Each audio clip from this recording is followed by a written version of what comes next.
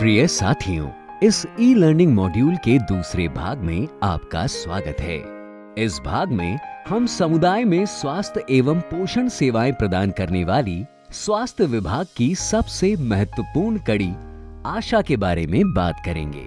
स्वास्थ्य विभाग की शायद ही कोई योजना या गतिविधि हो जिसकी सफलता में आशा की भूमिका न रही हो। स्वास्थ्य सेवाओं को समुदाय के अंतिम व्यक्ति तक पहुंचाने और उन्हें स्वास्थ्य सेवाओं से जोड़ने में आशा बहुत ही महत्वपूर्ण भूमिका निभाती है, खास तौर से मां और शिशु को गुणवत्ता परक स्वास्थ्य सेवाएं प्रदान करने में। किंतु कई बार आशा सामाजिक धारणाओं, मान्यताओं एवं अपनी सोच से प्रभावित होकर व्यवहार करती है, जो कि जाने अनजाने में लाभार्थी के स्वास्थ्य हित एवं स्वास्थ्य सेवा प्रदायगी को भी प्रभावित करती है, जिससे कई बार लाभार्थी जरूरी स्वास्थ्य सेवाओं को लेने से भी वंचित रह जाते हैं। इस मॉड्यूल के माध्यम से आशाएं अपने कार्य के दौरान समुदाय में जेंडर आधारित मुद्दों को चिन्हित कर पाएंगी, ताकि वे छाया VHND व अन्य स्वास्थ्य इकाइयों को जेंडर संवेदनशील बना पाएं। साथ ही साथ ये भी समझ पाएंगी कि क्यों उनका लिंग आधारित भेदभाव से मुक्त व्यवहार करना लाभार्थियों को गुणवत्ता परक स्वास्थ्य सेवाएं मिलने के लिए आवश्यक है। यानी आशा हेतु इस जेंडर ई मॉड्यूल का निर्माण दो मुख्य उद्देश्यों को ध्यान में रखकर किया गया है। सबसे पहले हम आशा की भूमिका को समझते हुए ये जानेंगे कि कैसे आशा के सामाजिक रूढ़ियों और मान्यताओं से प्रभावित व्यवहार के कारण लाभार्थी, खास तौर से गर्भवती महिलाएं, दंपत्ति और बच्चे गुणवत्ता परक स्वास्थ्य सेवाएं प्राप्त करने से वंचित रह जाते हैं। साथ ही हम ये भी जानेंगे कि कैसे आशा 5 व्यवहारों को अपनाकर छाया VHND सत्र एवं गृह भ्रमण के दौरान समुदाय व परिवारों के साथ लिंग आधारित भेदभाव से रहित व्यवहार करने में अपना योगदान दे सकती हैं। जेंडर संबंधित सभी विषयों को समझने के लिए इस मॉड्यूल को 6 अध्याय में बांटा गया है। अध्याय 1 में जेंडर मॉड्यूल के पहले भाग के मुख्य बिंदुओं को याद करेंगे। अध्याय 2 हमारी आशा दीदी में हम आशा की भूमिका और जिम्मेदारियों को समझेंगे। अध्याय 3 हमारी चुनौतियां हमारे समझौते में हम फिल्म के माध्यम से उन चुनौतियों को जानेंगे और समझेंगे जिनका सामना आशाओं को अपने कार्य के दौरान महिला होने की वजह से करना पड़ता है।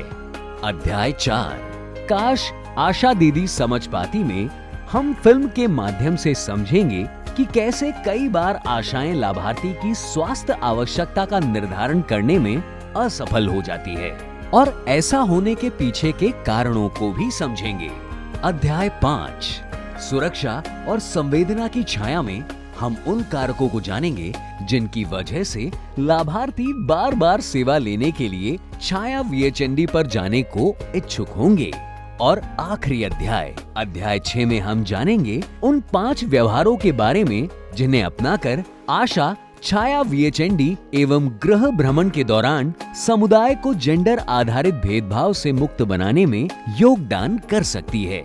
इस मॉड्यूल की शुरुआत करने से पहले हम प्रथम मॉड्यूल के कुछ मुख्य दृश्यों को याद करते हैं, जिन्होंने हमें सोचने पर मजबूर कर दिया था। जैसे जब सरिता अपनी सास के साथ छाया VHND सत्र पहुंचती है, तो वहां बैठी आशा उसे देखकर टिप्पणी करती है, चलो अच्छा हुआ तुम आ गई सरिता, 10 बार बुलाओ तब तुम आती हो। जिस पर सरिता उससे कहती है, यहाँ आना क्या अपने हाथ में है, गांव के बाहर तो हमारा घर है और सुबह से खेत पर भी जाना पड़ता है, घर का काम अलग। इसके साथ साथ हमने ये भी देखा कि सरिता की गर्भावस्था के 7वें महीने पर उसकी गोद भराई की रस्म चल रही थी, जहां गाना बजाना चल रहा था। सभी खाने पीने में व्यस्त थे, पर किसी ने भी सरिता से नहीं पूछा कि तुमने खाना खाया है या नहीं। घर वाले और रिश्तेदार सिर्फ रस्म अदायगी में व्यस्त थे। सभी उसे बेटा होने का आशीर्वाद दे रहे थे। किसी ने भी ये ध्यान नहीं दिया कि खाना बचा है या नहीं, जबकि सरिता गर्भवती थी और उसे भोजन सबसे पहले मिलना चाहिए था। यानी एक आशा के तौर पर ये समझना बेहद जरूरी होता है कि हर एक महिला या दंपत्ति अपनी परिस्थितियों और अपनी सोच के अनुरूप ही व्यवहार करती हैं। एक स्वास्थ्य कार्यकर्ता के तौर पर हमें उनको लापरवाह, स्वास्थ्य के मुद्दे पर उदासीन आदि समझकर कोई भी व्यक्तिगत टिप्पणी करने से बचना चाहिए। जेंडर आधारित भेदभाव के मुद्दों को और गंभीरता से समझने और उन पर चर्चा करने से पहले आइए हम समझते हैं कि एक आशा कौन होती है और इनकी क्या भूमिकाएं और जिम्मेदारियां होती हैं। आशा का मतलब होता है एक्रेडिटेड सोशल हेल्थ एक्टिविस्ट, यानी मान्यता प्राप्त सामाजिक स्वास्थ्य कार्यकर्ता। जैसा कि हम सब जानते हैं कि एक एक्टिविस्ट के लिए समुदाय का हित उसकी पहली प्राथमिकता होती है। वे अपना काम निष्पक्ष और निस्वार्थ भाव से करते हैं और उनके इसी निस्वार्थ भाव के लिए उनका विशेष सम्मान किया जाता है। आशा भी स्वास्थ्य विभाग द्वारा चयनित एक ऐसी एक्टिविस्ट है जो बिना वेतन लिए समुदाय के लोगों को स्वास्थ्य सेवाओं से जोड़ने का काम स्वैच्छिक कार्यकर्त्री के रूप में करती है, जिसके लिए उसे प्रोत्साहन राशि दी जाती है। आशा अपने गांव के लोगों को स्वास्थ्य सेवाओं से जोड़ सके, इस हेतु उसे निम्नलिखित कार्य करने होते हैं। सबसे पहले प्रत्येक 6 माह पर गांव का सर्वे करना एवं प्रति माह उसे अपडेट करना। समुदाय में ग्राम स्तरीय बैठकों जैसे कि VHSNC समिति की बैठक व माह बैठक का आयोजन करना। उपकेंद्र स्तरीय यानी AAA एवं ब्लॉक स्तरीय बैठकों जैसे कि क्लस्टर मीटिंग में भाग लेना। गृह भ्रमण करना एवं प्रदान की गई स्वास्थ्य सेवाओं को अपनी आशा डायरी VHIR में अपडेट करना। छाया VHND में मिलने वाली स्वास्थ्य सेवाओं को लेने के लिए लाभार्थियों को मोबिलाइज करना, उन्हें आवश्यक परामर्श देना। गर्भवती महिलाओं व बीमार बच्चों के साथ स्वास्थ्य केंद्र जाना। आशा के इन निस्वार्थ प्रयासों के लिए जरूरी है कि स्वास्थ्य विभाग उन्हें अपने कर्मचारी के रूप में नहीं बल्कि एक सामाजिक कार्यकर्ता के रूप में सम्मान और आदर दे। लेकिन कई बार स्वास्थ्य विभाग आशा को वह दर्जा देने में जाने अनजाने में असफल हो जाता है। उदाहरण के तौर पर स्वास्थ्य इकाई में एक कुर्सी के लिए कोई भी भटकता दिख जाए तो आप समझ सकते हैं कि वह आशा है। अगर कोई आशा किसी लाभार्थी के साथ स्वास्थ्य केंद्र जाती है तो आशा को कोई प्राथमिकता नहीं दी जाती है, बल्कि अन्य सामान्य लाभार्थियों के भांति उसे भी लाइन में खड़े रहकर इंतजार करना पड़ता है। ऐसा होने से समुदाय में आशा को गंभीरता से नहीं लिया जाता, क्योंकि आशा का उनके साथ होने या न होने से उनकी स्वास्थ्य सेवा लेने की गुणवत्ता पर कोई प्रभाव नहीं पड़ता है। यानी गांव के सभी लोगों को गुणवत्तापरक स्वास्थ्य सेवाएं मिल पाएं, ये सुनिश्चित करने में आशा की अहम भूमिका होती है। लेकिन कई बार आशा को रूढ़िवादी मान्यताओं और परंपराओं की वजह से लिंग आधारित भेदभावपूर्ण व्यवहार का सामना करना पड़ जाता है। साथ ही लोगों के असंवेदनशील व्यवहार के चलते आशा आवश्यक स्वास्थ्य सेवाओं को देने से बचने लगती हैं, जैसे कि परिवार नियोजन सेवा प्रदान करने के दौरान कई पुरुष कंडोम आदि शब्द का इस्तेमाल कर अशोभनीय टिप्पणी करते हैं। यदि रात में प्रसव होने पर आशा गर्भवती महिला के घर जाती है तो कई बार उनके घर वालों के द्वारा भी अशोभनीय टिप्पणी की जाती है। यहाँ तक कि समुदाय में स्वास्थ्य सेवा प्रदायगी की मुख्य कड़ी होने के बावजूद भी उसके साथ प्रायः ब्लॉक स्तर या स्वास्थ्य इकाई पर अधिकारियों द्वारा समानुभूतिपूर्ण व्यवहार नहीं किया जाता है। आइए आशा से ही सुनते हैं उसके अनुभव एक फिल्म मुझे कुछ कहना है के माध्यम से।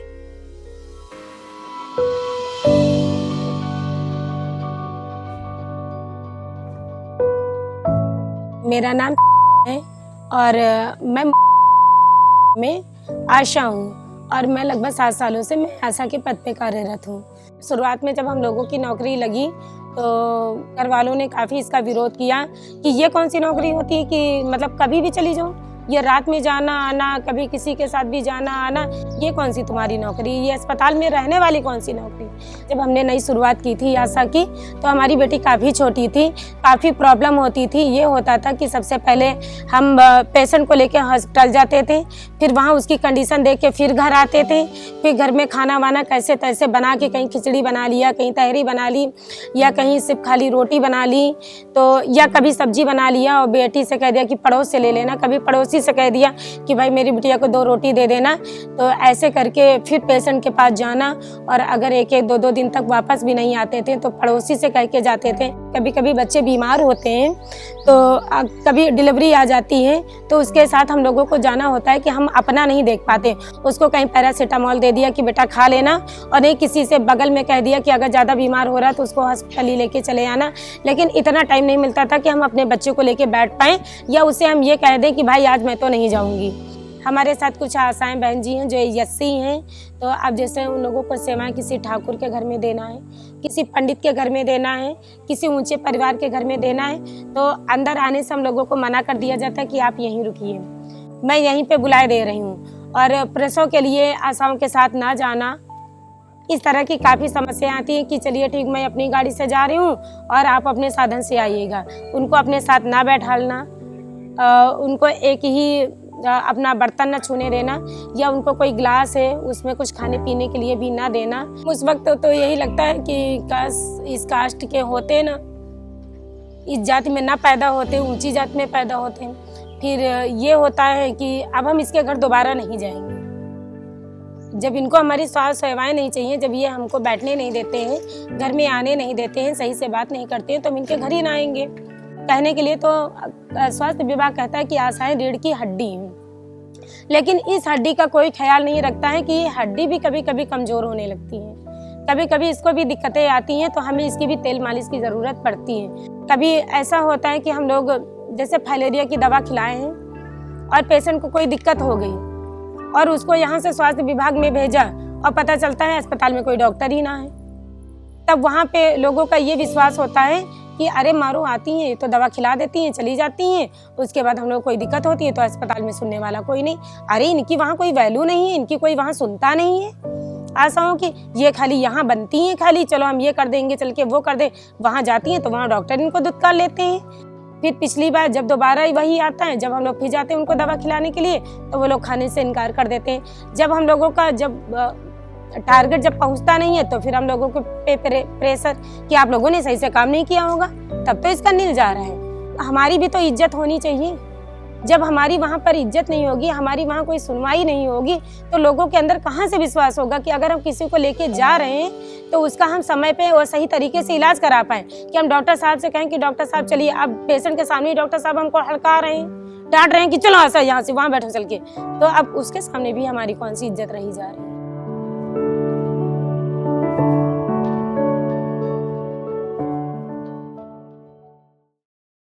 उम्मीद है यहाँ मौजूद आशाओं को के अनुभव नए नए लगे होंगे। यह किसी एक आशा की कहानी नहीं, बल्कि प्रदेश की अधिकांश आशाओं की कहानी है। अपने कार्य के दौरान आशाएं जिन चुनौतियों का सामना करती है, इन मुद्दों को और गंभीरता के साथ समझने के लिए देखते हैं फिल्म नाम में क्या रखा है। फिल्म देखने के बाद हम फिल्म के मुख्य बिंदुओं पर चर्चा करेंगे। ध्यान रखें, हर एक बिंदु पर चर्चा करने के लिए आपको 2 मिनट का समय दिया जाएगा। ठीक है, अब H का मतलब हेल्थ और A का मतलब एक्टिविस्ट। सबको समझ में आया? जी दीदी। दीदी, एक्टिविस्ट मतलब? बैठो नेहा। एक्टिविस्ट मतलब जो औरों की भलाई के लिए संघर्ष करे और काम करे। दीदी, आशा को क्या संघर्ष करना पड़ता होगा? उसकी तो सब इज्जत करते हैं, सब लोग उसकी बात मानते होंगे। हाँ, इज्जत तो करते हैं और बात भी मानते हैं।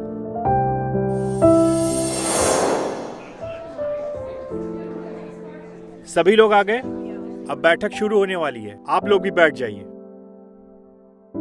कुर्सियां तो खाली नहीं है, कहाँ बैठे सब? ऐसा करिए, सभी एएनएम कुर्सी पे बैठ जाएं और सभी आशाएं नीचे दरी पे बैठ जाएं। चलिए आइए।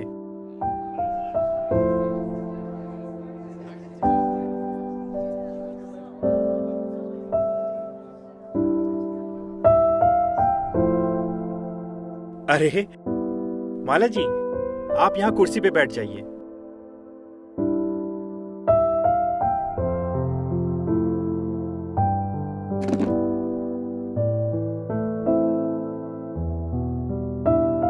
प्रधान जी की बीवी हैं, जमीन पर कहाँ बैठ सकती हैं? बात तो सही कह रही हैं आप। तो बैठक शुरू करते हैं। क्या हुआ दीदी, कहाँ खो गई? अरे कुछ नहीं, कुछ याद आ गया था। क्या याद आ गया? बीते हुए अच्छे दिन? हाँ, सही कहा।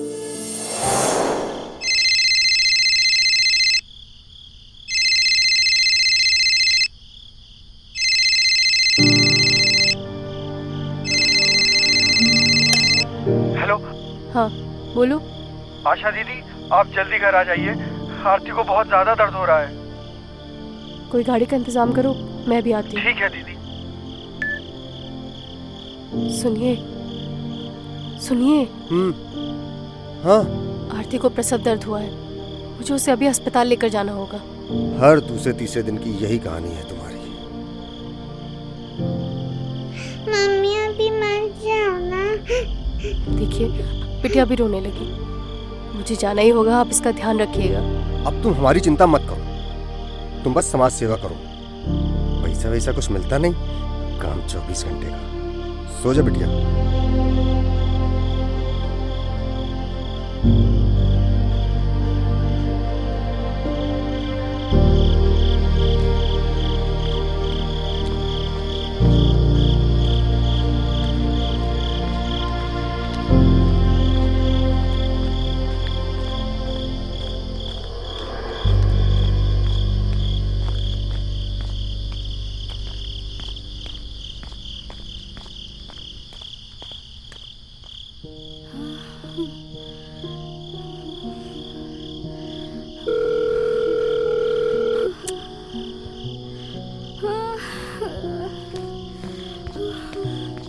गाड़ी तो आ गई है ना? महेश जी को बार बार फोन कर रहा हूँ, फोन ही नहीं उठा रहे हैं। मैं ऐसा करता हूँ, गांव में कोई गाड़ी देख लेता हूँ। जल्दी करो भैया, गाड़ी की व्यवस्था तो पहले करनी चाहिए थी। हाँ। दुलारी को बुलवा लो, घर पर ही करवा देगी। आधी रात को क्या अस्पताल लेकर भागना। दीदी, मुझे ताई से प्रसव नहीं करवाना, बहुत दर्द हो रहा है, जल्दी कुछ करो दीदी। आशा दीदी, गाड़ी आ गई है, चलिए। चलो, आराम से बेटा, उठो, आराम से। आराम से।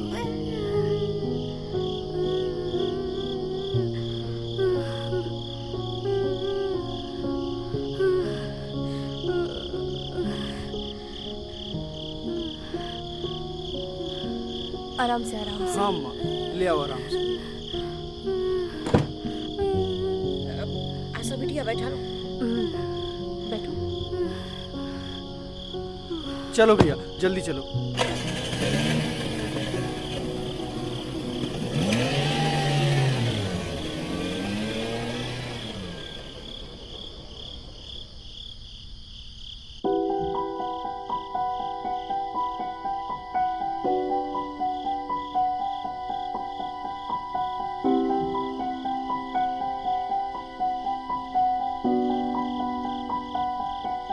अम्मा जी, आरती को बेटी पैदा हुई है।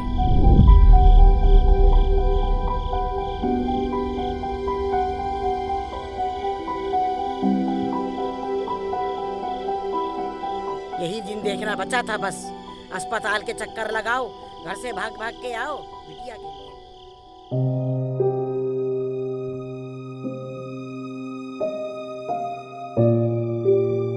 जब बिटिया ही पैदा करनी थी तो वहीं गांव में ही हो जाती, यहाँ आने की क्या जरूरत थी। अब चलो यहाँ से। अम्मा, अम्मा थोड़ा रुक कर चलते हैं, अभी उठा नहीं जा रहा, बहुत चक्कर आ रहे हैं अम्मा। यहाँ रुक कर क्या करना है, घर भी तो खाली पड़ा हुआ है। और यहाँ इसके पास रहेगा कौन? आशा, तुम रुकोगी यहाँ? अरे अम्मा जी, मैं कैसे रुक सकती हूँ? घर पर छोटी बच्ची है। यहाँ आते वक्त भी बहुत रो रही थी। बड़ी मुश्किल से तो मैं यहाँ आई हूँ। और वैसे भी स्वास्थ्य केंद्र में रुकने की कोई व्यवस्था नहीं है। बेटा, अब चलो यहाँ से। मैं डॉक्टर से छुट्टी के लिए बोल कर आता हूँ। हाँ।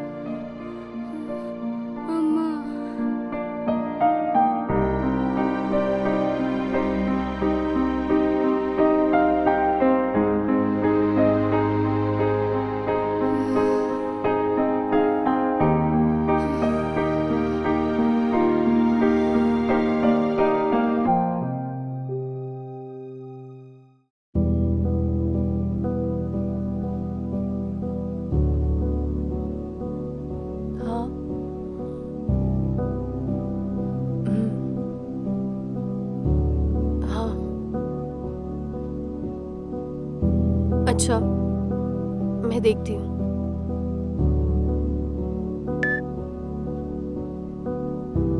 क्या हुआ? इतना परेशान क्यों हो? आरती की तबीयत बहुत ज्यादा खराब है। उसके घर वाले उसे अस्पताल लेकर गए हैं। बहुत ज्यादा खून बह चुका है। अब पता नहीं बचेगी भी या नहीं। तुम परेशान मत हो। तुमने तो अपना काम ठीक से कर दिया था ना? हाँ, शायद।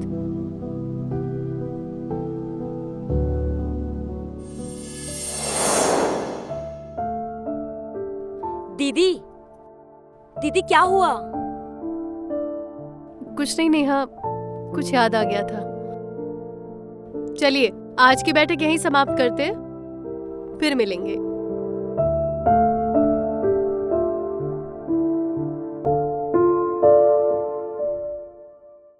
उम्मीद है आपने फिल्म ध्यान से देखी होगी। आइए अब इस फिल्म से उठे कुछ सवालों पर चर्चा करते हैं। क्या आपको लगता है कि फिल्म में आशाओं के साथ स्वास्थ्य इकाई के प्रभारी द्वारा गरिमापूर्ण एवं समानता का व्यवहार किया जा रहा था? अगर नहीं तो क्यों?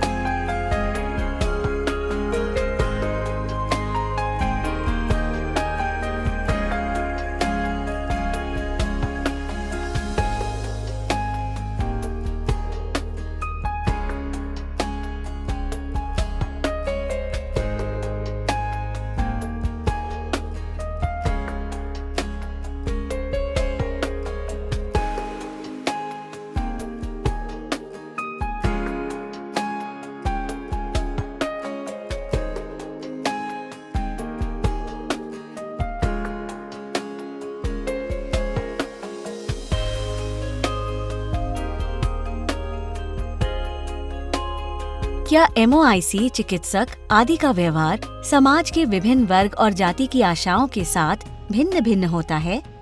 अगर हाँ, तो ऐसा क्यों?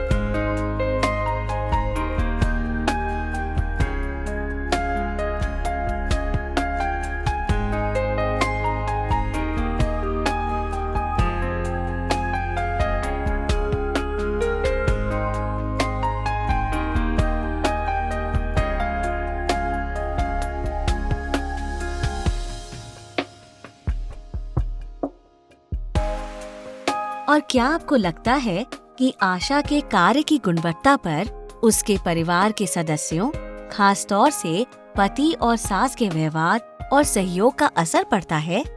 अगर हाँ, तो कैसे?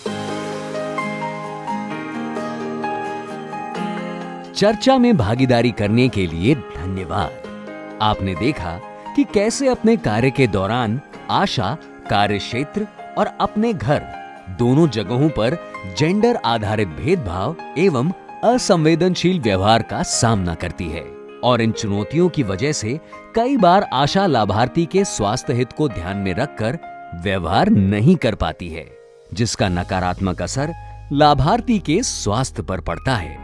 जैसा कि हमने अभी चर्चा की है कि आशा एक स्वैच्छिक स्वास्थ्य कार्यकर्त्री है जो समुदाय के बीच में रहकर स्वास्थ्य विभाग के लिए काम करती है। ऐसे में जरूरी है कि स्वास्थ्य विभाग और समाज उनके निस्वार्थ प्रयासों का सम्मान करे और उनके पद की गरिमा को बनाए रखे, क्योंकि ऐसा ना होने से इसका सीधा प्रभाव आशा के आत्मविश्वास पर पड़ता है और समुदाय में स्वास्थ्य सेवाओं की गुणवत्ता परक प्रदायगी भी प्रभावित होती है। यदि स्वास्थ्य इकाई पर आशा के साथ दोयम दर्जे का व्यवहार होगा तो आशा पूर्ण आत्मविश्वास के साथ किसी भी लाभार्थी को स्वास्थ्य इकाई पर नहीं ला पाएगी और लाभार्थी भी आशा को उचित सम्मान और सुविधाएं मिलते नहीं देखेगा तो वह भी आशा पर पूर्ण विश्वास नहीं कर पाएगा। इसी प्रकार यदि घर पर आशा को परिजनों का सहयोग नहीं मिलेगा तो आशा के लिए लाभार्थी के साथ हर परिस्थिति में खड़े रहना संभव नहीं हो सकता। खास तौर से रात के समय प्रसव आदि के मामले आने पर आशा बेहद तनाव और दबाव में रहकर काम करती है, क्योंकि अगर वो घर छोड़े तो अपने घर के लोगों के ताने और लाभार्थी के घर ना जाए तो वहां के लोगों के ताने सुनने पड़ते हैं। इन सब परिस्थितियों से आशा का मनोबल गिरता है और उसके कार्य की गुणवत्ता पर भी प्रभाव पड़ता है। जैसा कि फिल्म में भी जब संगीता देर रात आरती को देखने जाने वाली होती है तो उसका पति का ताना मारते हुए उससे कहना कि अब तुम हमारी चिंता मत करो, तुम आशा हो, जाकर बाहर वालों की चिंता करो और बस समाज की सेवा करो, पैसा वैसा मिलना कुछ है नहीं और काम 24 घंटे का। और जब आरती प्रसव के बाद स्वास्थ्य इकाई में रुकना चाहती थी क्योंकि उसके प्रसव को 24 घंटे भी नहीं हुए थे, ऐसे में उसकी सास और आशा दोनों एक दूसरे को देख रहे थे कि अब कौन आरती के साथ वहां रुकेगा। जब आरती की सास यह कहती है, यहां रुक कर क्या करना, घर खाली छोड़ रखा है, अब इसके साथ यहां रहेगा कौन? आशा, तुम हमारी चिंता मत करो, तुम बस समाज की सेवा करो, पैसा वैसा मिलना कुछ है नहीं और काम 24 घंटे का। और जब आरती प्रसव के बाद स्वास्थ्य इकाई में रुकना चाहती थी क्योंकि उसके प्रसव को 24 घंटे भी नहीं हुए थे, ऐसे में उसकी सास और आशा दोनों एक दूसरे को देख रहे थे कि अब कौन आरती के साथ वहां रुकेगा। जब आरती की सास यह कहती है, यहां रुक कर क्या करना, घर खाली छोड़ रखा है, अब इसके साथ यहां रहेगा कौन? आशा, तुम रहोगी क्या? जिसका जवाब आशा घबरा कर देती है। मैं कैसे रह सकती हूँ अम्मा जी? मेरी बेटी छोटी है, आते वक्त ही कितना रो रही थी। बड़ी मुश्किल से आ पाई थी और यहाँ स्वास्थ्य केंद्र में रुकने की कोई व्यवस्था भी नहीं है। और अंत में दोनों आरती को घर वापस ले जाती है, जहाँ थोड़े समय बाद ही आरती की तबीयत बहुत ज्यादा खराब हो जाती है और उसका बचना मुश्किल हो जाता है। तो जैसा कि हमने देखा कि एक आशा के महिला होने के कारण उसकी चुनौतियाँ और बढ़ जाती हैं, जैसे उसके घर से निकलने पर रोक टोक होना, घरेलू मामलों और खुद के बारे में भी निर्णय लेने का अधिकार न होना, घर के बाहर किससे मिलना है या बात करना है ये तय करना भी हमेशा उसके हाथ में नहीं होता है, जबकि ऐसी रोक टोक किसी पुरुष पर कभी नहीं लगाई जाती और न ही पुरुषों को इतना सोचना पड़ता कि वे कब घर से बाहर जाएं या कब घर वापस आएं, किससे बात करें या न करें आदि। इसी कारण आशा को एक स्वास्थ्य कार्यकर्त्री होने के साथ साथ समाज और परिवार में अपनी महिला होने की भूमिका निभाने की दोहरी जिम्मेदारी उठानी पड़ती है। और जब आशा को अपनी स्वास्थ्य कार्यकर्त्री की भूमिका निभाने हेतु अपने घर से देर सवेर निकलना पड़ता है या वंचित समुदाय और गांव के बाहरी टोलों के लाभार्थियों को स्वास्थ्य सेवा प्रदान करने जाना होता है या पुरुषों से बात करनी होती है, तब उसका समुदाय और उसके परिवार के लोग उसका बिल्कुल सहयोग नहीं करते, क्योंकि ये सब समाज की मान्यताओं के विपरीत होता है। और समाज की मान्यताओं के विपरीत जाने पर आशा को कई चुनौतियों और दुष्परिणामों का सामना करना पड़ता है। ये चुनौतियाँ या दुष्परिणाम और गंभीर तब हो जाते हैं जब वे आशा किसी वंचित समुदाय से आती हैं, जैसा कि हमने फिल्म में भी देखा कि MOIC ने माला को छोड़कर बाकी सभी आशाओं को नीचे जमीन पर बैठने के लिए बड़ी आसानी से कह दिया, जबकि उन्हें अपना व्यवहार सभी स्वास्थ्य कार्यकर्त्रियों के लिए समान रखना चाहिए। हालांकि ऐसा व्यवहार अक्सर लोग जाने अनजाने में सामाजिक मान्यताओं से प्रभावित होकर ही करते हैं, क्योंकि सामाजिक मान्यताओं के विपरीत कोई नहीं जाना चाहता है। लेकिन ऐसे व्यवहार के कारण ही अक्सर आशा का आत्मविश्वास कम होता है और वो खुद को अधिकारहीन समझती हैं। अब हम सब आशा के व्यवहार से लाभार्थियों पर पड़ने वाले असर को और गहराई से समझने का प्रयास करते हैं। किसी भी स्वास्थ्य कार्यकर्ता के लिए बेहद आवश्यक होता है कि उसे घर और उसके कार्य क्षेत्र दोनों जगह कार्य करने के लिए सकारात्मक माहौल और सुविधाएं मिले। पर इसके साथ ही जब कोई स्वास्थ्य कार्यकर्ता सीधे समुदाय से जुड़कर काम करता है, जैसे आशा और ANM, तब उनके सामाजिक मान्यताओं और परंपराओं से प्रभावित व्यवहार का सीधा असर लाभार्थी के ऊपर पड़ता है। इसको समझने के लिए देखते हैं सच्ची घटनाओं पर आधारित एक फिल्म, आशा बनाम बहू। नमस्ते चाची।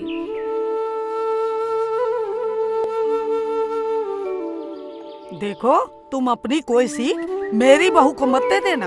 अरे हमने तो दिनेश की शादी इसीलिए की थी कि जल्दी से पोते की किलकारी घर में गूंजे।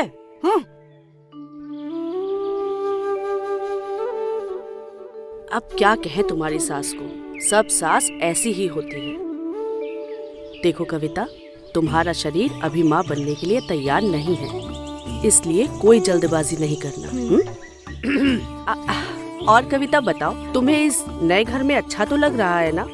जी दीदी, अच्छा लग रहा है। हाँ, यहाँ तो सभी बहुत अच्छे हैं। समझ गई? कम से कम 2 साल तक कोई बच्चा नहीं, ठीक है?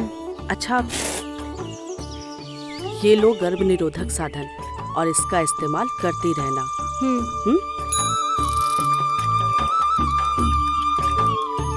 आशा दीदी, हाँ, ये भी आ गए हैं, आप इन्हें भी समझा दो ना। अरे अब सब कुछ तुम्हें समझा तो दिया है, तुम ही बात कर लेना। दीदी, आप ही बात कर लो ना, ये समझेंगे तभी तो कुछ हो पाएगा। क्या समझा रही हैं आशा दीदी? कुछ नहीं भैया। अच्छा, अब मैं चलती हूँ, अपना ध्यान रखना।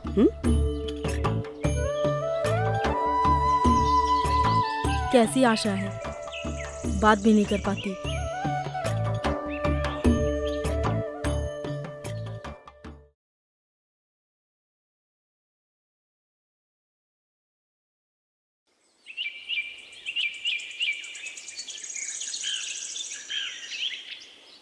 कविता, कल VHND सत्र है, तुम जरूर आना ताकि ANM दीदी तुम्हारी गर्भावस्था की पुष्टि कर सारी जरूरी जांचें पूरी कर सकें। अब तुम रहने दो दीदी।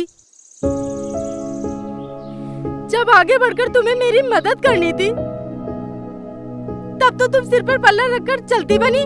अब मुझे समझाने की जरूरत नहीं है। जब मुझे तुम्हारी सबसे ज्यादा जरूरत थी तब तो तुम आशा की जगह बहू बनी हुई थी।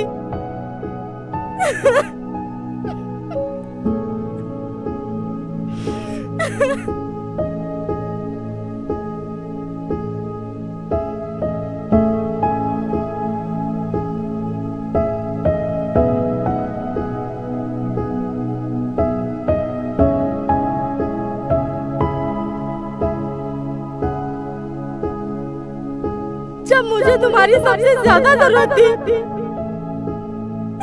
तब तो तुम आशा की जगह बहू बनी हुई थी। तब तो तुम आशा की जगह बहू बनी हुई थी।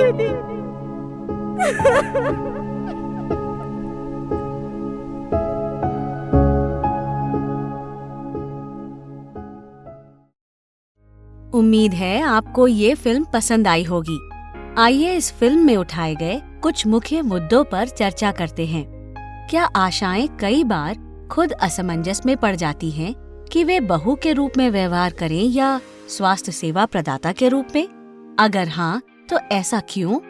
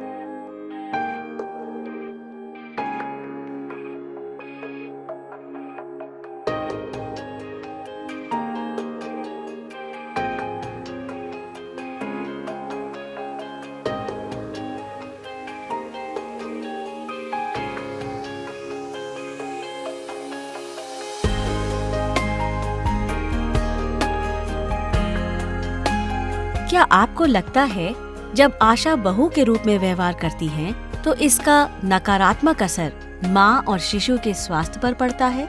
अगर हाँ, तो कैसे?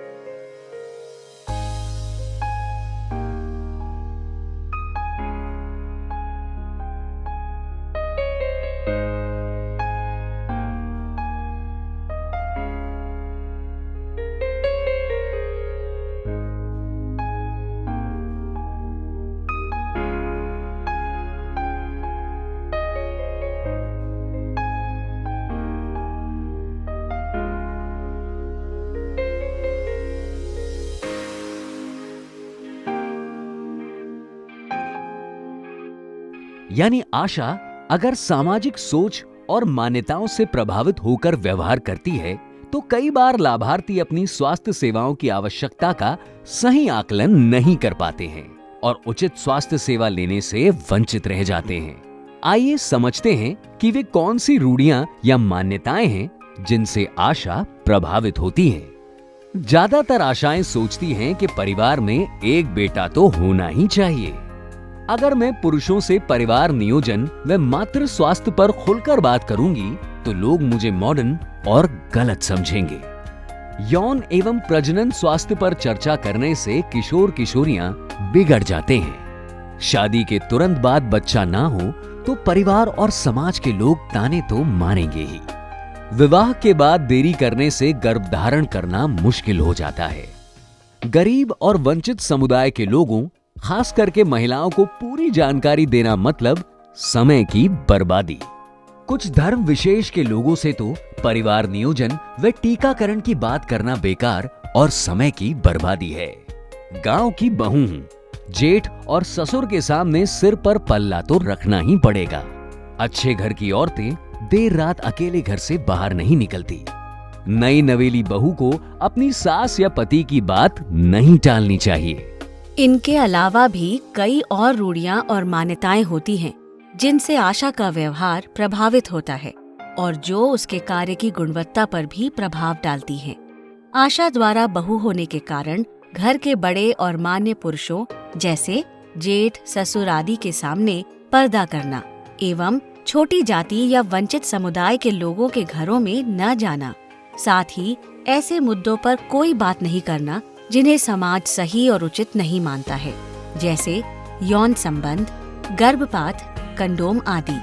सामाजिक रूढ़ियों और मान्यताओं से प्रभावित आशा के ऐसे व्यवहार का नकारात्मक असर लाभार्थियों के ऊपर पड़ता है, जैसे कि स्वास्थ्य कार्यक्रमों में पुरुषों की भागीदारी कम होना, महिलाओं का खुलकर अपनी स्वास्थ्य समस्या बताने से हिचकिचाना, लाभार्थी स्वास्थ्य से जुड़े मुद्दों जैसे प्रसव पूर्व जांच, टीकाकरण, परिवार नियोजन आदि मुद्दों पर खुलकर चर्चा नहीं कर पाते हैं, जिससे आशा न तो उनकी स्वास्थ्य संबंधित जरूरतों का निर्धारण कर पाती है और न ही उन्हें उचित स्वास्थ्य सेवाएं दे पाती है।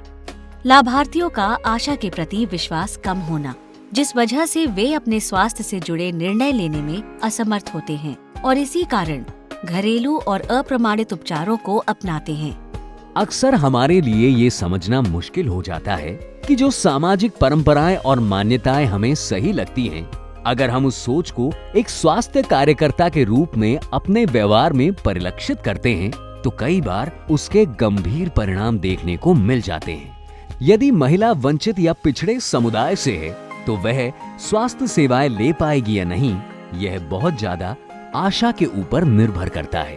और यदि आशा सामाजिक संरचना और व्यवस्था के तहत लोगों की जाति, धर्म और हैसियत से प्रभावित होते हुए भेदभावपूर्ण व्यवहार करती है तो कई बार ऐसे समुदाय के लाभार्थी, खासतौर से दंपत्ति, माँ और बच्चे स्वास्थ्य सेवाएं लेने से वंचित रह जाते हैं। इस मुद्दे को और गहराई से समझने के लिए आइए देखते हैं एक फिल्म, आखिर क्यों। जैसा कि आप जानते हैं, फिल्म देखने के बाद हम फिल्म पर आधारित कुछ मुख्य बिंदुओं पर चर्चा करेंगे। हर बिंदु पर चर्चा के लिए आपको 2 मिनट का समय दिया जाएगा।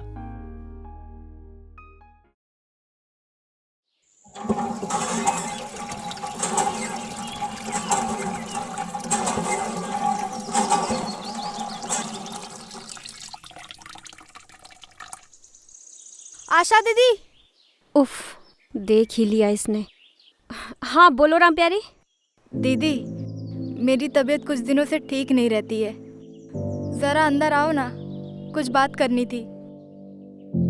अगर घर गई तो ये चाय पानी पूछेगी। नहीं, अभी समय नहीं है, तुम VHND आ जाना। हाँ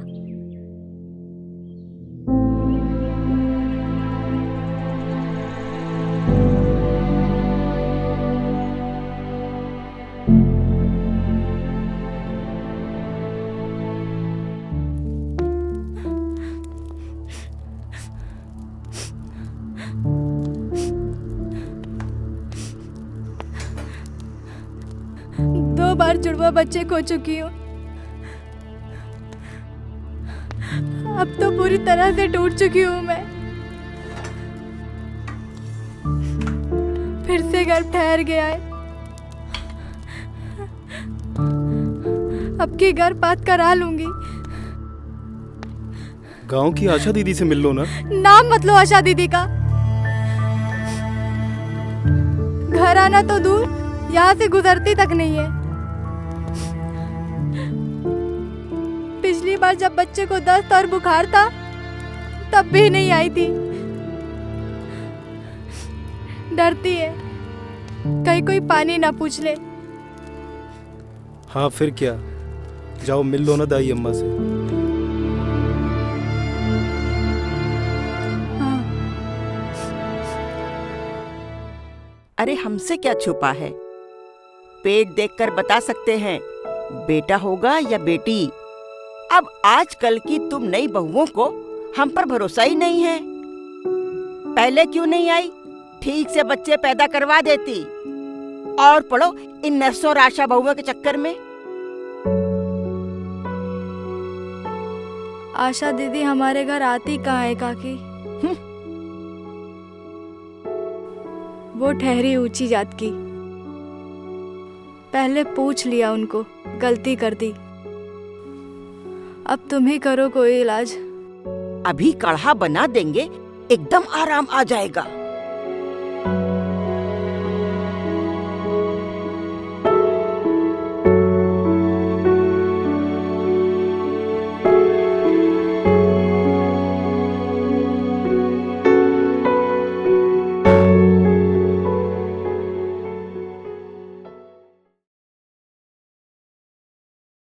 उम्मीद है आपको फिल्म में दिखाई गई घटनाएं और किरदार जाने पहचाने लगे होंगे। आइए इस फिल्म में उठाए गए कुछ मुद्दों पर चर्चा करते हैं। आपके अनुसार क्या आशा स्वास्थ्य सेवा प्रदाता के रूप में अपनी जिम्मेदारी समझ पाई थी? अगर नहीं तो क्यों नहीं?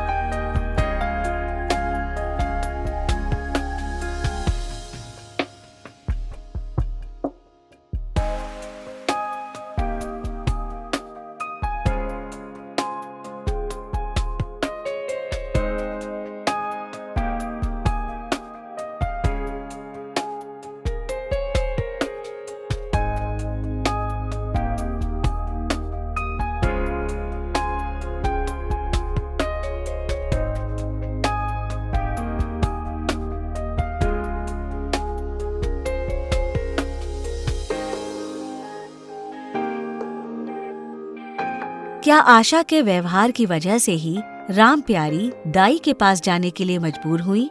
ऐसा क्यों?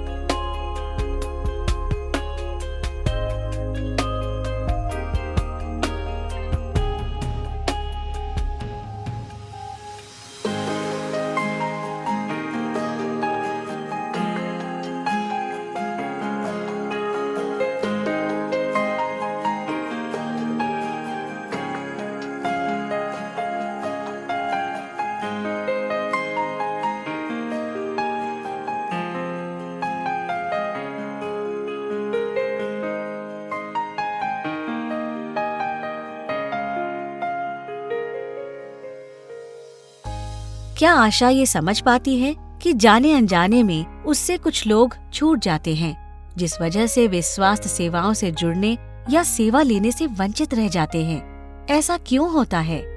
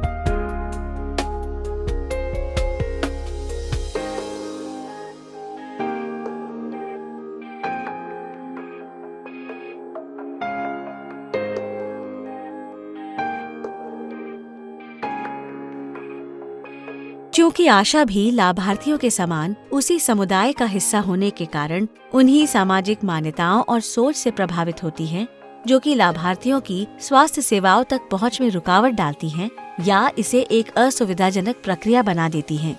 जैसा कि आपने फिल्म में देखा है कि राम प्यारी, आरती और कविता आशा और स्वास्थ्य व्यवस्था दोनों से आवश्यक सेवाएं प्राप्त करने में असमर्थ थी और जिसका नकारात्मक असर उनके स्वास्थ्य पर पड़ा।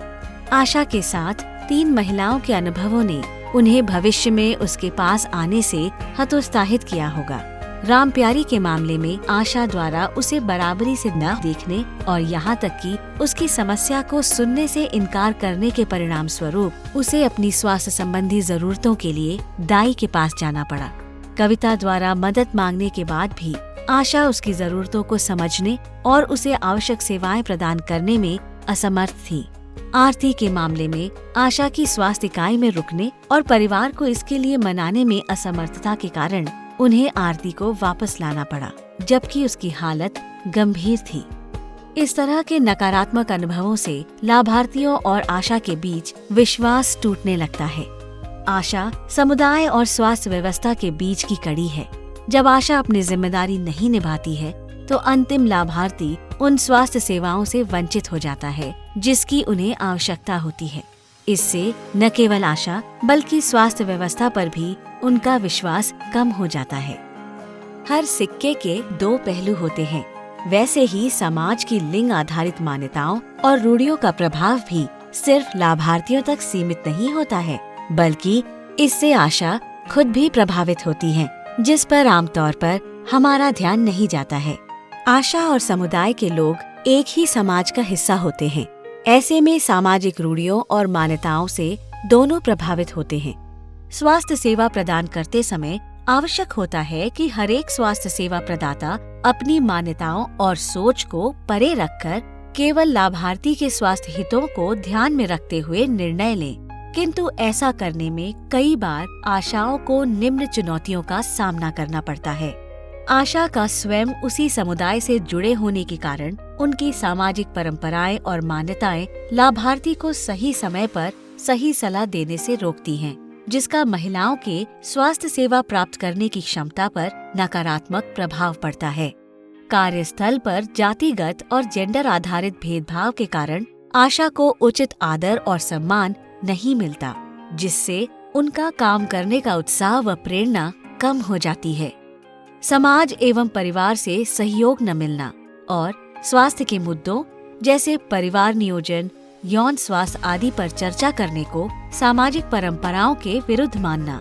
हमने यह अच्छे से देखा और जाना कि कैसे जेंडर आधारित रूढ़ियों और मान्यताओं से प्रभावित आशा के व्यवहार के कारण बहुत सारे लाभार्थी सही स्वास्थ्य सेवाएं सही समय पर लेने से वंचित रह जाते हैं। ऐसे में हमें ये भी समझना होगा कि आखिर आशा एक स्वास्थ्य सेवा प्रदाता के रूप में कैसे प्रभावी ढंग से काम कर अपने कार्य क्षेत्र में छाया VHND सत्र और गृह भ्रमण के दौरान जेंडर आधारित भेदभाव रहित व्यवहार को बढ़ावा देते हुए प्रत्येक लाभार्थी को उसकी आवश्यकता अनुसार स्वास्थ्य सेवाएं देना सुनिश्चित कर सकती है। इसको और अच्छे से समझने के लिए आइए चलते हैं पिपरोली ब्लॉक के कैराना गांव में, जहां आशा मालती के घर गई है उसको VHND सत्र की बुलावा पर्ची देने के लिए। मेरे गांव की छाया VHND।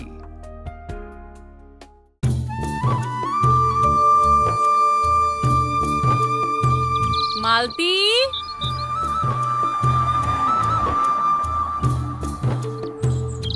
अरे ओ मालती।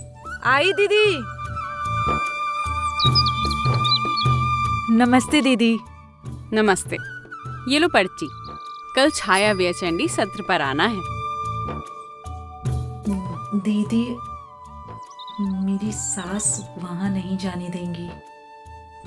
आपको जो समझाना है वो आप यही समझा दीजिए। समझाना तो ANM दीदी को है ना मालती।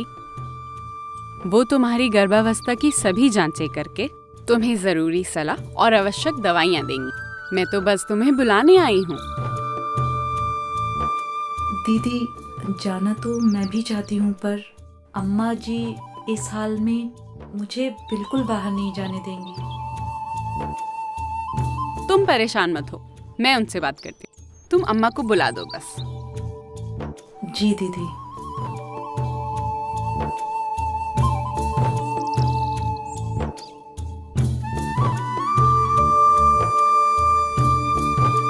नमस्ते आशा बिटिया। नमस्ते अम्मा। बैठो बैठो।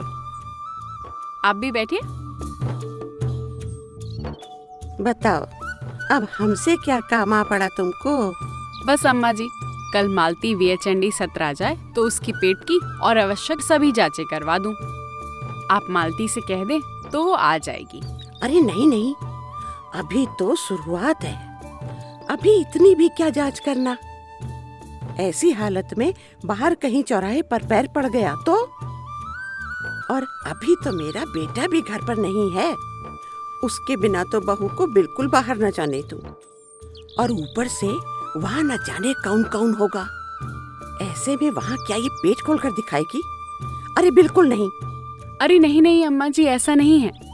हमारे सत्र पर आई हर महिला सहज महसूस करती है, क्योंकि हमने सत्र पर उनकी जांच के लिए एक सुरक्षित कोना बनाया हुआ है।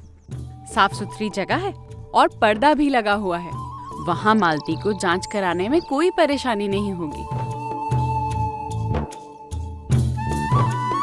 मैं आपकी चिंता समझ रही हूँ अम्मा जी, लेकिन पहले से तैयारी, ये मंत्र भी तो आप ही ने दिया है ना। अच्छा, तुम्हें मालूम है? जी, मालती बता रही थी कि आप किसी भी काम की तैयारी पहले से ही करके रखती हैं, ताकि ऐन मौके पर कोई गड़बड़ ना हो जाए। अब बताइए, आप चाहती हैं ना मालती का प्रसव सुरक्षित हो? अरे कौन सी सास नहीं चाहेगी, बिल्कुल चाहती हूँ। बिल्कुल माँ जी, तो अभी ही मौका है जब हम मालती की सभी जरूरी जांचें करवाकर उसके सुरक्षित प्रसव की पूरी तैयारी कर सकते हैं। और रही अकेले जाने की बात, तो मैं कल घर आकर मालती को अपने साथ ले जाऊंगी। समझदार सास हैं आप। तो बस मालती के सुरक्षित प्रसव की तैयारी शुरू कर दें। अच्छा अच्छा, अब बहुत हो गई हमारी तारीफ। अब ये बताओ करना क्या है? बस अम्मा जी, कल VHND सत्र पर मालती को भेज दीजिएगा, ताकि उसकी सब जांचें हो जाएं। और मालती, मैं इतनी दूर से आई हूँ, क्या पानी भी नहीं पिलाओगी?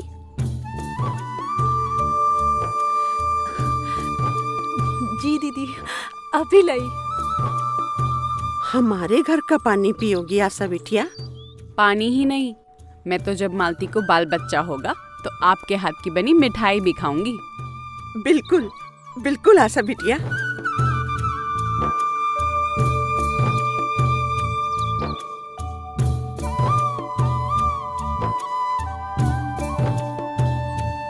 अच्छा माँ जी, तो कल मैं मालती को लेने आ जाऊं? नहीं।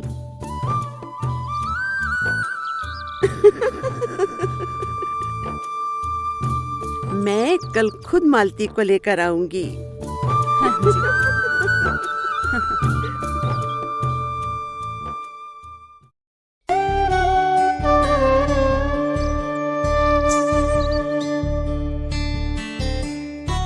अरे क्या बात है, आज बड़ी खुश लग रही हो। पता है, रूबिया को 2 दिन पहले एक स्वस्थ बिटिया हुई है। आज दोनों वापस आ गई हैं। बस उन्हीं से मिलकर आ रही हूँ। रूबिया, वो जो गांव के बाहर टोले में रहती है? अरे वहाँ कौन जाता है? वहाँ आशा जाती है। वहाँ पर रहने वाले लोगों को भी तो अच्छी स्वास्थ्य सुविधाएं मिलनी चाहिए, और ये सुनिश्चित करना एक आशा के तौर पर मेरा कर्तव्य है। अच्छा समझ गए आशा जी।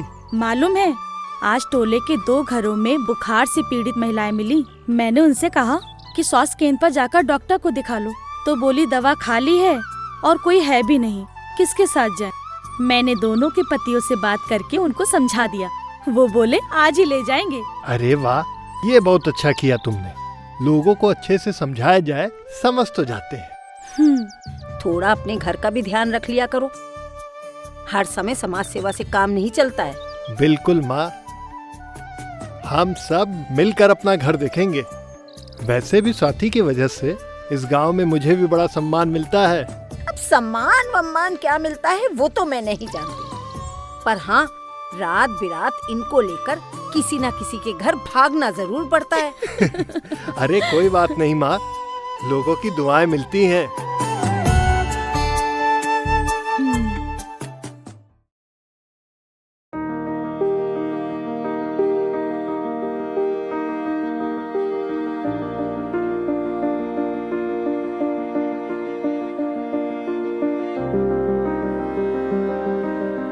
नमस्ते दीदी। नमस्ते। अरे वाह, आज तो यहाँ बड़े सारे लोग आ गए। चलो जल्दी से काम शुरू करते हैं।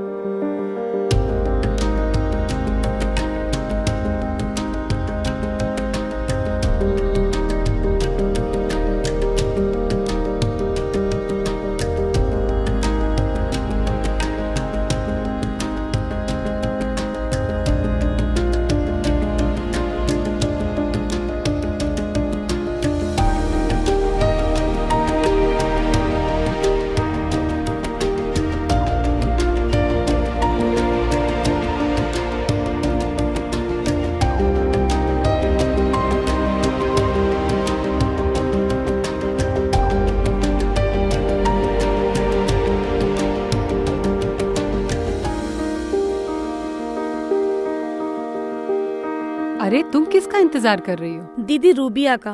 कल उसके घर गई थी उसको बुलाने, ताकि उसके बच्चे को टीका लग जाए और दोनों को एक गर्भ निरोधक साधन अपना ले। हाँ तो?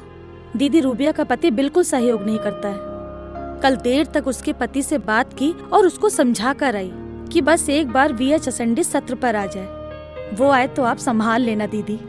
हाँ हाँ बिल्कुल संभाल लूंगी। तुम्हारी मेहनत बेकार नहीं जाने दूंगी। चलो अब अगले को बुलाओ। कमला, तुम आ जाओ।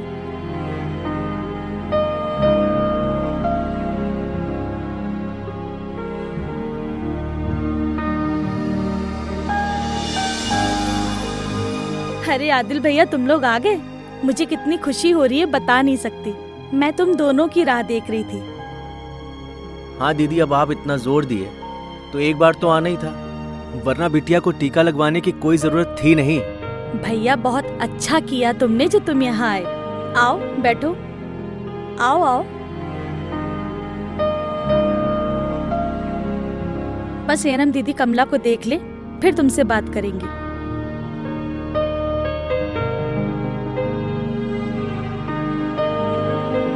आओ आदिल, रूबिया मेरे पास आ जाओ।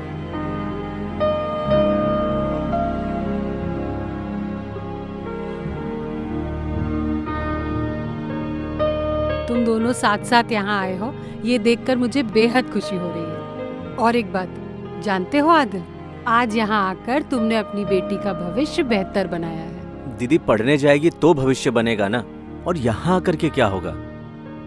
और अभी तो ये सिर्फ 1.5 माह की है, इसको टीके की जरूरत नहीं है। बिल्कुल सही कहा आदिल, पढ़ने जाएगी तो भविष्य बनेगा, लेकिन अच्छी पढ़ाई लिखाई भी वही बच्चा कर पाता है जो मानसिक और शारीरिक रूप से स्वस्थ हो। अब देखो सुरेश और मीना के बेटे को, उन्होंने अपने बेटे को कितने अच्छे स्कूल में भेजा, लेकिन फिर भी वो अक्सर बीमार पड़ जाता है। वो सिर्फ इसलिए क्योंकि उन दोनों ने अपने बेटे को टीका नहीं लगवाया। इसीलिए बेटा हो या बेटी, दोनों को समान रूप से टीके की जरूरत होती है, ताकि दोनों विकलांग कर देने वाली या जानलेवा बीमारियों से बच सकें। लेकिन दीदी, हमने तो सुना है कि टीका लगाने से बच्चे बीमार हो जाते हैं। आदिल, बच्चे बीमार नहीं हो जाते हैं, बल्कि कई जानलेवा बीमारियों से सुरक्षित हो जाते हैं। हाँ, कुछ टीके लगने से कई बार बच्चों को बुखार आ जाता है, पर वो 1-2 दिन में अपने आप चला जाता है। लेकिन बच्चा उन तमाम बीमारियों से हमेशा के लिए सुरक्षित हो जाता है। अब तुम दोनों समझदार माता पिता हो। अगर तुम दोनों अपने बेटे और बेटी में अंतर नहीं करोगे, उन्हें समान मौके और सुविधाएं दोगे, तो बड़े होकर वो तुम्हारा ही नाम रोशन करेंगे। जानते हो आदिल, आज जो टीके तुम्हारी बेटी को लगेंगे, वो उसे किन बीमारियों से बचाएंगे? नहीं दीदी। अच्छा चलो, मैं तुम्हें बताती हूँ कि आज जो टीके लगेंगे उससे तुम्हारी बिटिया किन बीमारियों से बचेगी।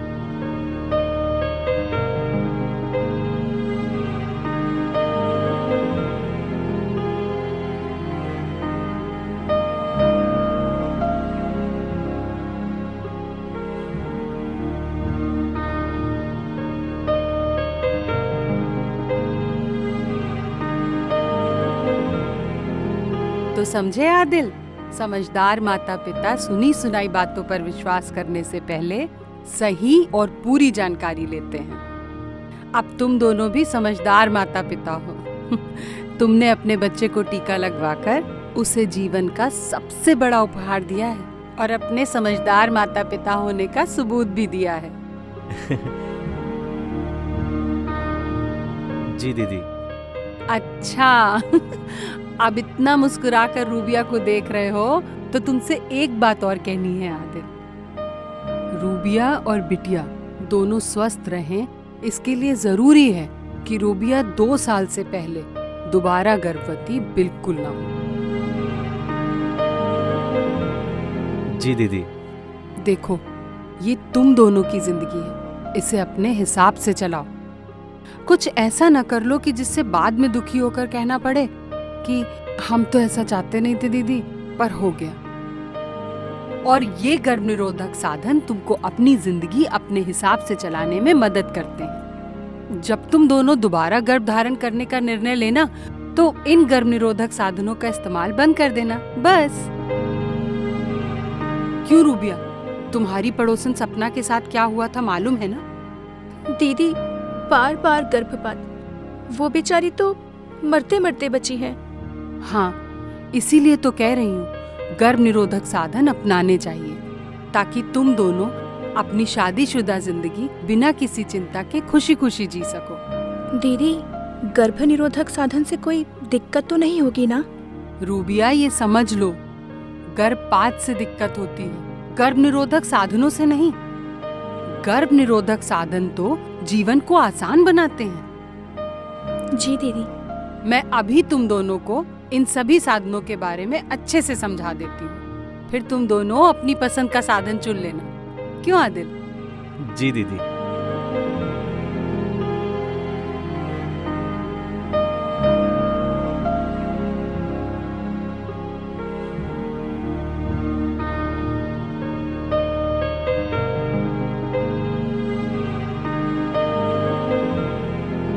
और हाँ, अब आंगनवाड़ी दीदी से जरूर मिलते हुए जाना, वो रूबिया को अपने पोषण का ध्यान कैसे रखना है ये बताएंगी। दीदी, अब देर हो रही है, हम बाद में आकर के आंगनबाड़ी दीदी से मिल लेंगे। घर पर खाना भी नहीं पका होगा, अब जो पकता है वही सब खाते हैं। इनको कौन सा अलग से 56 भोग खाना है।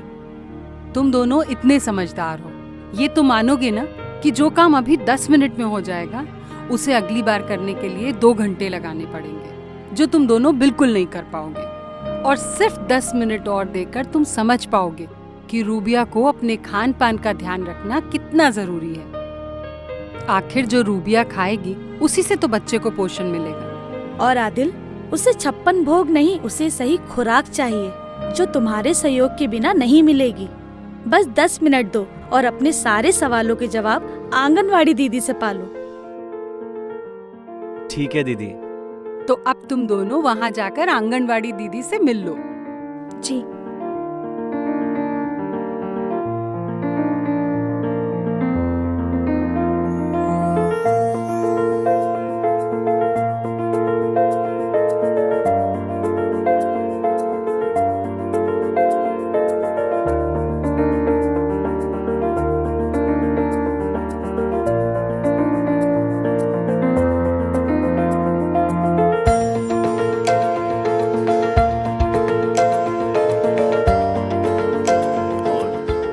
अच्छा, आज दीदी ने आपको सब कुछ अच्छे से समझाया ना? बहुत अच्छे से। और अच्छा किया रूबिया जो आज तुम मुझे यहाँ ले आई। अगली बार मैं भी तुम्हारे साथ आऊंगा। सच? हाँ।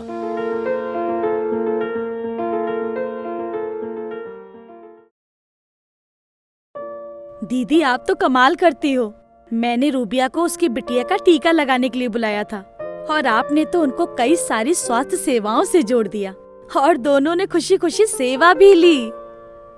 देखो, एक माँ और बच्चे को अच्छी स्वास्थ्य सुविधाएं मिले ये हम पर निर्भर करता है, क्योंकि कई बार अपनी सोच, अपनी परंपराओं के चलते महिला और पुरुष दोनों अपनी स्वास्थ्य जरूरतों को समझ ही नहीं पाते, न किसी से बता पाते हैं। अब रूबिया को ही देख लो, वो कितनी परेशान थी। उसे अगले 2 साल तक बच्चा नहीं चाहिए था, लेकिन ये सब कैसे हो, वो आदिल से कैसे बात करे या कोई और हो जो आदिल को समझा सके, उसे कुछ समझ ही नहीं आ रहा था। तब हमने उनकी स्वास्थ्य जरूरतों को समझा और हम तीनों ने मिलकर उनकी मदद की ताकि उनको सभी स्वास्थ्य सेवाएं मिल सके। क्यों आशा, कुसुम, ठीक कहा ना मैंने? बिल्कुल सही कहा दीदी।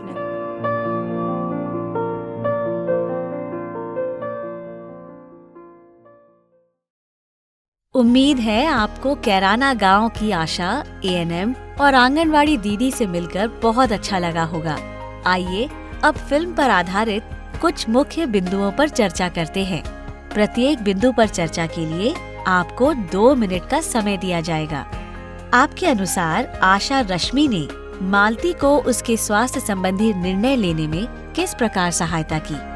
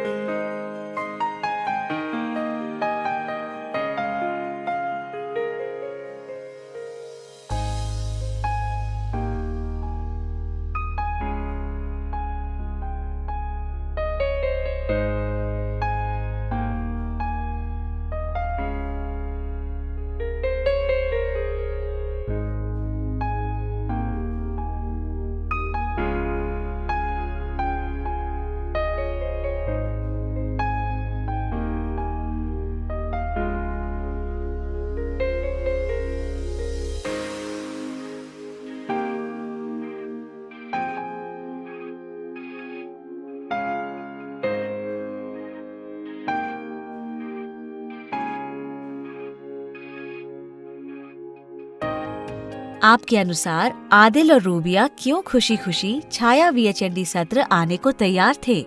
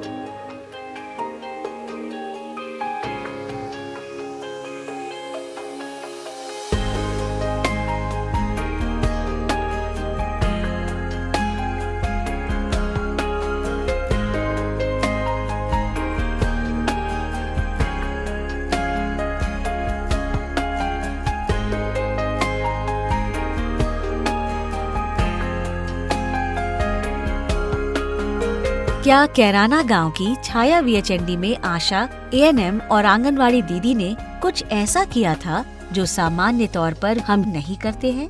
वे कौन सी बातें थी?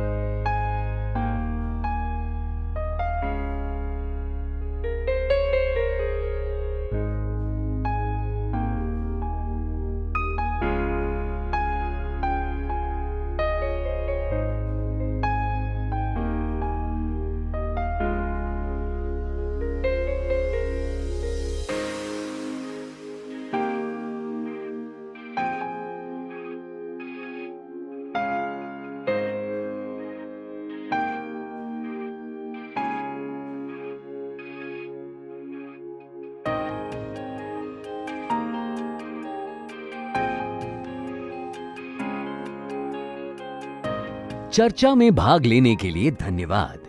तो हमने देखा कि कैसे आशा, ANM और आंगनवाड़ी दीदी के लिंग आधारित भेदभाव से मुक्त व्यवहार की वजह से मालती और रूबिया को उनकी जरूरत और इच्छा अनुसार न केवल सही और पूरी जानकारी मिली, बल्कि उनकी आवश्यकता अनुसार सभी स्वास्थ्य सेवाएं भी मिली। आइए समझते हैं कि छाया VHND सत्र एवं गृह भ्रमण के दौरान आशा द्वारा लिंग आधारित भेदभाव से मुक्त व्यवहार करने या माहौल होने से लाभार्थियों पर क्या सकारात्मक प्रभाव पड़ता है, जिसकी वजह से वे अपने स्वास्थ्य हितों को ध्यान में रखकर सही निर्णय ले पाते हैं। सबसे पहले तो महिलाओं का आत्मविश्वास बढ़ता है और वे खुलकर अपने स्वास्थ्य संबंधित मुद्दों पर बात कर पाती हैं। वे अपनी परेशानियां स्वास्थ्य सेवा प्रदाता को निसंकोच बता पाती हैं और स्वास्थ्य सेवा प्रदाता की बात ध्यान से सुनती हैं और उनकी दी गई सलाह को अपनाती हैं। अगर महिला को ANM या आशा के ऊपर विश्वास होगा तो वो खुद बिना किसी संकोच के छाया VHND सत्र आएंगी और अपने पति को साथ चलने के लिए प्रेरित करेंगी। समुदाय की अन्य महिलाएं भी उसके सकारात्मक अनुभव से प्रभावित होकर स्वास्थ्य इकाई आने और स्वास्थ्य सेवाओं को लेने के लिए प्रेरित होंगी। महिलाएं आशा का सहयोग मिलने पर बिना डर के सही स्वास्थ्य व्यवहार अपना सकेंगी, जैसे गर्भावस्था के दौरान अपनी देखभाल और सभी जांचें करवाना, सही समय पर परिवार नियोजन साधन अपनाना, समय पर बच्चे का टीकाकरण करवाना, बच्चों को सही देखभाल व उचित पोषण आदि सुनिश्चित करना। छाया VHND पर लिंग आधारित भेदभाव मुक्त माहौल होने से परिवार के सदस्यों पर भी दबाव होगा कि वे लिंग आधारित भेदभाव ना करें, जिससे महिलाओं के बेहतर स्वास्थ्य हेतु सकारात्मक माहौल बनेगा। आशा एवं ANM के सामाजिक मान्यताओं और रूढ़ियों से प्रभावित हुए बिना निष्पक्ष एवं उचित व्यवहार करने से पुरुषों एवं वंचित समुदाय के लोगों के लिए सकारात्मक माहौल बनेगा, जिससे वे स्वास्थ्य संबंधित सही व्यवहार अपनाने के लिए आगे आएंगे और स्वास्थ्य सेवाओं का लाभ ले सकेंगे। इसके अलावा माँ और बच्चे के स्वास्थ्य निर्णय लेने में पुरुष की भागीदारी बढ़ती है, जिससे ये जिम्मेदारी सिर्फ महिला की न होकर दोनों की बराबर हो जाती है और महिला पर सभी निर्णय का बोझ नहीं रहता। समय से पूरी जानकारी और गुणवत्तापरक सेवाएं जब संवेदनशील वातावरण में प्रदान की जाती हैं, तो महिलाओं को न केवल स्वास्थ्य प्रदाता उसको मिल रही स्वास्थ्य सेवाएं बल्कि खुद पर भी भरोसा बढ़ता है। ऐसा होने से वे खुद अपने स्वास्थ्य निर्णय लेने के काबिल होती हैं। महिला के साथ साथ उसके स्वास्थ्य निर्णय लेने वाले अन्य लोग जैसे उसकी सास, पति, भाभी आदि को भी महिला के स्वास्थ्य हित में निर्णय लेने के लिए आसानी से प्रेरित किया जा सकता है। यानी किसी भी लाभार्थी को सही और समुचित स्वास्थ्य सेवाएं मिल सके, यह सुनिश्चित करने के लिए गृह भ्रमण एवं छाया VHND सत्र के दौरान लिंग आधारित भेदभाव से मुक्त माहौल बनाना बेहद जरूरी होता है। ऐसे 5 व्यवहार हैं जिनको अपनाकर आशा गृह भ्रमण एवं छाया VHND सत्र को जेंडर आधारित भेदभाव से मुक्त बनाने में महत्वपूर्ण भूमिका निभा सकती है। ये 5 व्यवहार हैं। पहला, समानुभूति। दूसरा, गैर आलोचनात्मक व्यवहार। तीसरा, सम्मानजनक व्यवहार। चौथा, संवेदनशील दैहिक भाषा। पांचवा, सामाजिक व पारिवारिक दबाव की स्थिति में महिला के साथ खड़े होना और परिवार को परामर्श देना। जैसा कि हमने जेंडर भाग 1 के अंत में भी देखा कि कैसे स्वास्थ्य सेवा प्रदाता समाज के अभिन्न अंग हैं, जिस कारण उनका जेंडर के प्रति अपना एक नजरिया है जो सामाजिक परंपराओं और मान्यताओं से प्रभावित होता है, और इस जेंडर मॉड्यूल के माध्यम से उनके इस व्यवहार, सोच और समझ में परिवर्तन लाने की कोशिश की जा रही है। आइए इन 5 व्यवहारों को आशा के नजरिए से समझते हैं और देखते हैं कि आशा कैसे इन 5 व्यवहारों को अपना सकती है। समानुभूति। एक कुशल स्वास्थ्य कार्यकर्ता के रूप में आप जिस भी महिला या दंपत्ति, सास आदि से मिले तो पहले आपको उनकी स्वास्थ्य संबंधी आवश्यकताओं, भावनाओं और उनकी परिस्थितियों को समझना होगा। तभी आप उनको सही समय पर सही सलाह दे पाएंगी। जैसा कि फिल्म में हमने देखा कि कैसे आशा मालती की परिस्थिति को समझती हैं और इसलिए वह खुद उसकी सास से बात करके उनको तैयार करती हैं ताकि वे मालती को छाया VHND सत्र जाने दें, और इसी वजह से मालती का आशा के प्रति विश्वास और सम्मान बढ़ जाता है।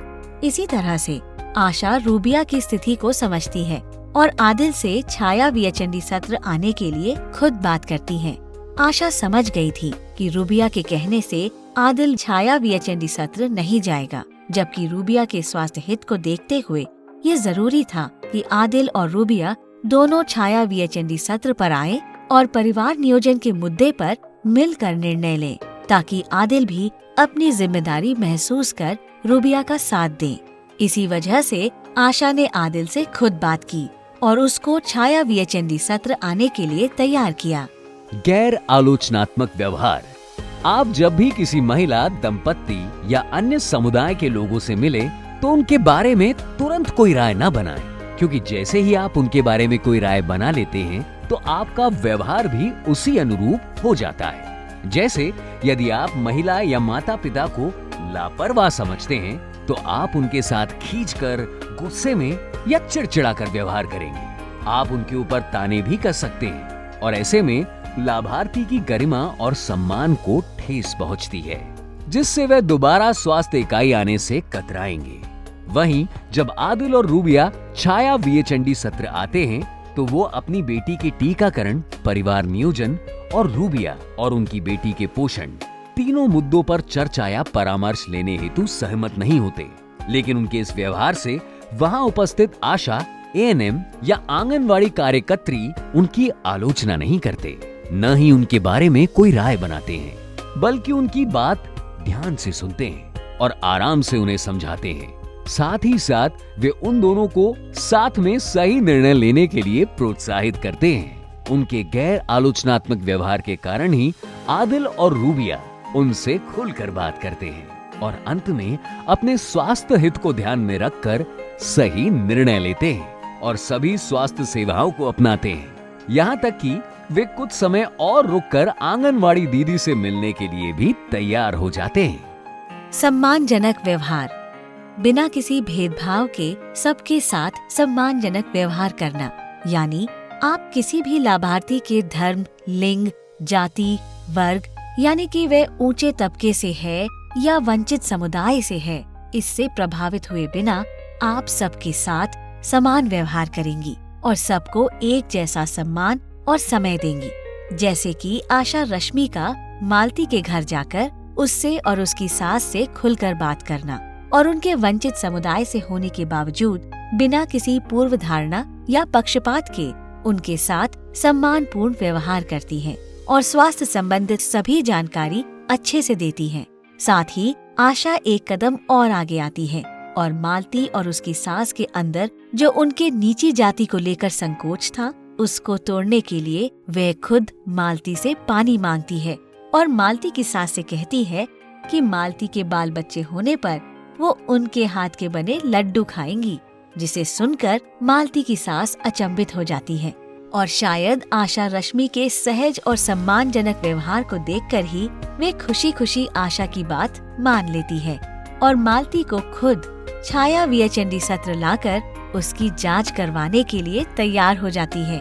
आशा के सम्मानजनक व्यवहार के कारण ही मालती और उसकी सास का उसके प्रति विश्वास बढ़ा और वे स्वास्थ्य हित को ध्यान में रखकर सही निर्णय ले सके। संवेदनशील दैहिक भाषा। किसी भी स्वास्थ्य कार्यकर्ता व कार्यकर्त्री की बोलचाल भाषा के बराबर ही उसकी दैहिक भाषा भी बेहद प्रभावकारी होती है।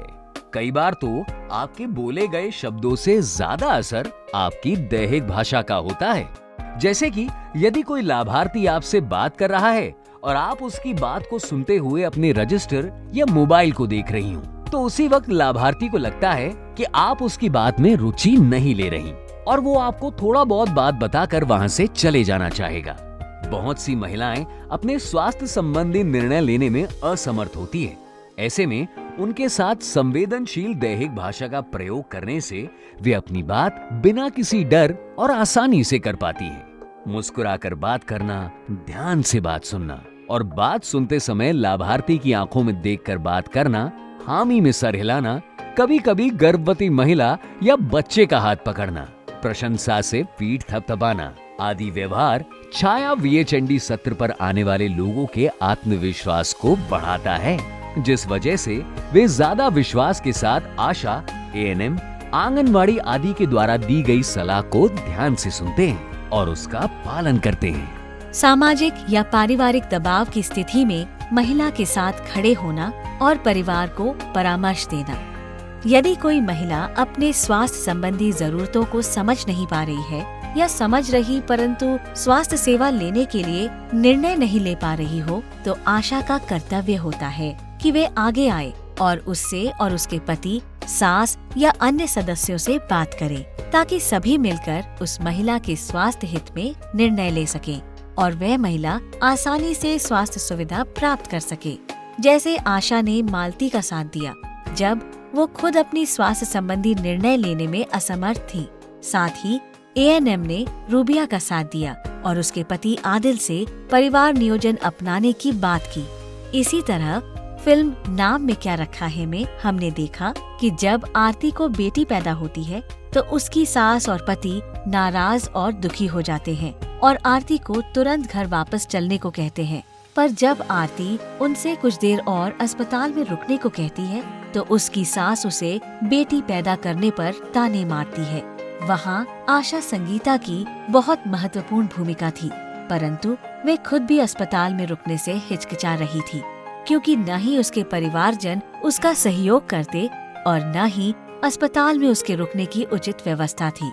इन्हीं परिस्थितियों के चलते आशा संगीता आरती के स्वास्थ्य हित में निर्णय नहीं ले पाई, जबकि उसे वहाँ रहकर आरती की सास और उसके पति को उनके बच्चे के लिंग से प्रभावित न होकर माँ और बच्चे के स्वास्थ्य को प्राथमिकता देते हुए कम से कम 48 घंटे अस्पताल में रुकने के लिए प्रोत्साहित करना चाहिए था।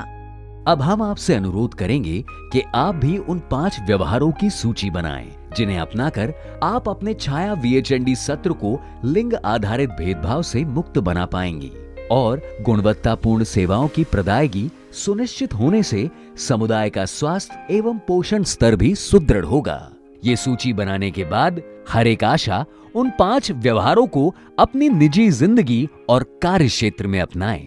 आप इन व्यवहारों की सूची को एक चार्ट पेपर पर लिखकर अपने घर में किसी स्थान पर लगाएं, जैसे पूजा घर, रसोई घर या जिस स्थान से होते हुए आप बाहर काम पर निकलती हैं, ताकि आप इन 5 व्यवहारों को रोज पढ़ सकें और अपनी स्वास्थ्य सेवा प्रदान करने की हर एक जगह पर इसका उपयोग कर सकें। तो उम्मीद है आपने अपने कार्य और जिम्मेदारियों को जेंडर आधारित नजरिए से देखा होगा और आपने समझा होगा कि कितना जरूरी है एक स्वास्थ्य सेवा प्रदाता के रूप में जेंडर आधारित भेदभाव से परे होकर व्यवहार करना, ताकि कोई भी महिला, पुरुष, बच्चा, किशोरी आदि किसी भी स्वास्थ्य सेवा को लेने से वंचित न रह जाएं। आशा करते हैं कि आप इस मॉड्यूल से मिली हर सीख को अपने कार्यक्षेत्र में लागू करने की कोशिश करेंगी और एक प्रभावी आशा के रूप में आगे बढ़ेंगी। धन्यवाद।